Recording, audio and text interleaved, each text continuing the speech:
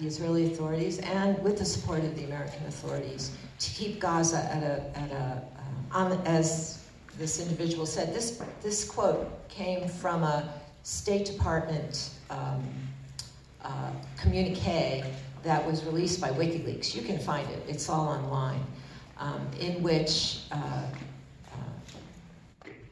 this individual indicated that this is what the Israeli authorities wanted. And the idea is to, keep Gaza weak, keep Gaza debilitated. Gaza has been historically the center of nationalist resistance to occupation, and it has always been a problem, a very big problem for Gaza.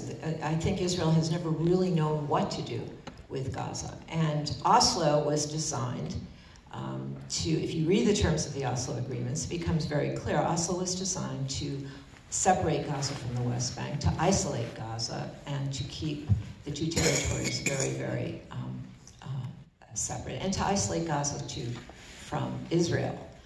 And so this is a form of, for me, I consider it a criminal act.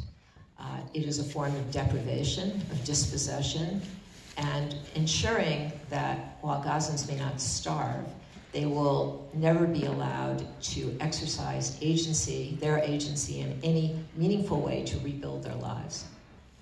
And from Israel's point of view, pose a threat to Israel, not militarily so much, but politically. Regarding the gas, in 2000 there was some natural gas, but it was just sort of it wasn't, I think, expansive amounts of, mediocre amounts of natural gas that were discovered off the coast of Gaza. And then there was some talk of developing that and so forth. That's, again, all subject to Israeli approval and then coordination with international companies. What transpired was that after the Hamas was in control of the government, the Israeli authorities refused to cooperate, but beyond that, there was other gas discovered off the Israeli coast in the north, which meant that they did not have really a vested interest in developing that. I think 40% is owned by Shell, 60% was handed over to Palestinian authorities. Add to that kind of the intra-Palestinian rivalries, and it just hasn't made for a good mix of developing that gas. It seems it's, as of like 2018, all of that gas remains underwater and hasn't been developed, to answer your question. So there is potential there, obviously.